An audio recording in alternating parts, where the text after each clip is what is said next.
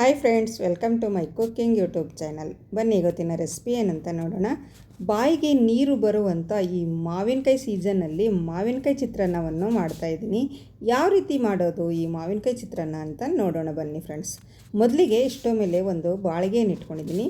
ಬಾಳಿಗೆ ಒಂದು ಸ್ವಲ್ಪ ಬಿಸಿ ಆದಮೇಲೆ ಅದಕ್ಕೆ ನಾನಿಲ್ಲಿ ಎಣ್ಣೆಯನ್ನು ಹಾಕೋತಾ ಇದ್ದೀನಿ. ಒಂದು 2ರಿಂದ 3 ಸ್ಪೂನಷ್ಟು ಎಣ್ಣೆ ಹಾಕ್ಕೊಳ್ಳಿ.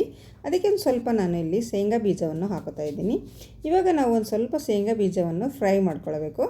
ಒಂದು ಸ್ವಲ್ಪ ಕ್ರಿಸ್ಪಿ ಆಗಬೇಕು, ಅಲ್ಲಿವರೆಗೆ ನಾವು ಇದನ್ನು ಶೇಂಗಾ ಬೀಜ ಫ್ರೈ ಮಾಡ್ಕೊಳ್ಬೇಕಾಗುತ್ತೆ. ಮತ್ತು ಇದಕ್ಕೆ ನಾನು ಒಂದು ಸ್ವಲ್ಪ ಇಲ್ಲಿ ಸಾಸಿವೆಯನ್ನು ಹಾಕೋತಾ ಇದ್ದೀನಿ ಮತ್ತು ಒಂದು ಸ್ವಲ್ಪ ಜೀರಿಗೆಯನ್ನು ಹಾಕ್ಕೊಂಡಿದ್ದೀನಿ. ನೋಡಿ, ಇವಾಗ ಒಂದು 2ರಿಂದ 3 ಹಸಿ ಮೆಣಸಿನ್ಕಾಯನ್ನು ಉದ್ದುದ್ದಾಗಿ ಕಟ್ ಮಾಡ್ಕೊಂಡು ಹಾಕ್ಕೊಂಡಿದ್ದೀನಿ. ಇದನ್ನೆಲ್ಲ ನಾವು ಚೆನ್ನಾಗಿ ಎಣ್ಣೆಯಲ್ಲಿ ಫ್ರೈ ಮಾಡ್ಕೊಳ್ಬೇಕು. ನೋಡಿ, ಈ ರೀತಿ ಚೆನ್ನಾಗಿ ಫ್ರೈ ಮಾಡ್ಕೊಂಡಾದಮೇಲೆ ಒಂದು ಸ್ವಲ್ಪ ಉದ್ದಿನಬೇಳೆ ಮತ್ತು ಒಂದು ಸ್ವಲ್ಪ ನಾನಿಲ್ಲಿ ಹುರಿಗಡಲೆಯನ್ನು ಹಾಕೋತಾ ಇದ್ದೀನಿ.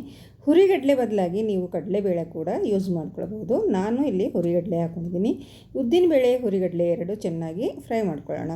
ಮತ್ತು ಒಂದು ಸ್ವಲ್ಪ ನಾನು ಇಲ್ಲಿ ಕರಿಬೇವಿನ ಸೊಪ್ಪನ್ನು ಈ ರೀತಿ ನಾನು ಒಂದು ಸ್ವಲ್ಪ ತುಂಡನ್ನಾಗಿ ಮಾಡಿಕೊಂಡು ಇಲ್ಲಿ ನಾನು ಹಾಕ್ಕೊಳ್ತಾ ಇದ್ದೀನಿ. ನೋಡಿ, ಇವಾಗ ಕರಿಬೇವು ಹಾಕಿದ ಮೇಲೆ ಮತ್ತೆ ಒಂದು 2 ನಿಮಿಷ ನಾವು ಚೆನ್ನಾಗಿ ಫ್ರೈ ಮಾಡ್ಕೊಳ್ಬೇಕು. ಎಲ್ಲ ಚೆನ್ನಾಗಿ ಫ್ರೈ ಆಗಿದ ಮೇಲೆ ನಾನು ಇದಕ್ಕೆ ಒಂದು ಸ್ವಲ್ಪ ಅರಿಶಿಣದ ಪೌಡ್ರನ್ನು ಇಲ್ಲಿ ನಾನು ಹಾಕೋತಾ ಇದ್ದೀನಿ. ರುಚಿಗೆ ತಕ್ಕಷ್ಟು ಒಂದು ಸ್ವಲ್ಪ ಉಪ್ಪು. ಅನ್ನದಲ್ಲಿ ನಾವು ಮೊದಲೇ ಉಪ್ಪು ಹಾಕಿರ್ತೀವಿ, ಅದಕ್ಕೋಸ್ಕರ ನೀವು ನೋಡಿಕೊಂಡು ಇಲ್ಲಿ ನಾವು ಉಪ್ಪನ್ನು ಸೇರಿಸ್ಕೊಳ್ಬೇಕಾಗುತ್ತೆ. ಒಂದು ಸ್ವಲ್ಪ ಅಂದರೆ ಸ್ವಲ್ಪ ಹಾಕ್ಕೊಂಡಿದ್ದೀನಿ ಉಪ್ಪು. ಇದನ್ನು ಚೆನ್ನಾಗಿ ನಾವು ಫ್ರೈ ಮಾಡ್ಕೊಳ್ಬೇಕು. ಒಂದು ಸರಿ ಚೆನ್ನಾಗಿ ಫ್ರೈ ಆದಮೇಲೆ ನೋಡಿ, ಇವಾಗ ಇದು ಚೆನ್ನಾಗಿ ಫ್ರೈ ಆಗಿದೆ. ಇವಾಗ ನಾನಿಲ್ಲಿ ತುರಿದು ಇಟ್ಕೊಂಡಿಂಥ ಮಾವಿನಕಾಯಿಯನ್ನು ಹಾಕ್ಕೊಳ್ತಾ ಇದ್ದೀನಿ. ನೋಡಿ, ಮೊದಲೇ ನಾನು ತುರಿದು ಇಟ್ಕೊಂಡಿದ್ದೀನಿ. ಒಂದು ಅರ್ಧ ಹೋಳು ಮಾವಿನಕಾಯಿ, ಒಂದು ಅರ್ಧ ಮಾವಿನಕಾಯಿಯನ್ನು ತುರಿದು ಇಟ್ಕೊಂಡಿದ್ದೀನಿ. ಅದನ್ನು ನಾನಿಲ್ಲಿ ಚೆನ್ನಾಗಿ ಹಿಂಡಿಕೊಂಡು ಹಾಕೋತಾ ಇದ್ದೀನಿ. ಅದರಲ್ಲಿರುವ ರಸ ಎಲ್ಲ ಚೆನ್ನಾಗಿ ಸುಟ್ಟು ಹೋಗಬೇಕು, ಅಲ್ಲಿವರೆಗೆ ನಾವು ಹುರಿದುಕೊಂಡು ಮತ್ತು ಒಂದು ಸ್ವಲ್ಪ ಹಸಿ ಕೊಬ್ಬರಿಯನ್ನು ತುರಿದುಕೊಂಡು ಹಾಕ್ಕೊಂಡಿದ್ದೀನಿ. ನೋಡಿ, ಇದು ಮಾವಿನಕಾಯಿ ಮತ್ತು ಹಸಿ ಕೊಬ್ಬರಿ ಎರಡು ಹಸಿ ಅಂಶವನ್ನು ಹೊರಟು ಹೋಗಬೇಕು, ಅಲ್ಲಿವರೆಗೆ ನಾವು ಹುರಿದುಕೊಳ್ಬೇಕಾಗುತ್ತೆ. ಮತ್ತು ಒಂದು ಸ್ವಲ್ಪ ನಾನಿಲ್ಲಿ ಇಂಗನ್ನು ಯೂಸ್ ಮಾಡ್ತಾಯಿದ್ದೀನಿ. ಇಂಗು ಹಾಕೋದ್ರಿಂದ ಚಿತ್ರಾನ್ನ ತುಂಬ ಸೂಪರಾಗಿ ಬರುತ್ತೆ. ನೋಡಿ, ಇವಾಗ ಇದು ಚೆನ್ನಾಗಿ ಎಲ್ಲ ಫ್ರೈ ಆಗಿದೆ. ನೋಡಿ, ಇವಾಗ ನಾವು ಇಲ್ಲಿ ಮಾಡಿ ಇಟ್ಟುಕೊಂಡಿರುವಂಥ ಅನ್ನವನ್ನು ಹಾಕೋತಾ ಇದ್ದೀನಿ. ನೋಡಿ, ನಾನು ಮೊದಲೇ ಅನ್ನವನ್ನು ಮಾಡ್ಕೊಂಡು ಇಟ್ಕೊಂಡಿದ್ದೀನಿ.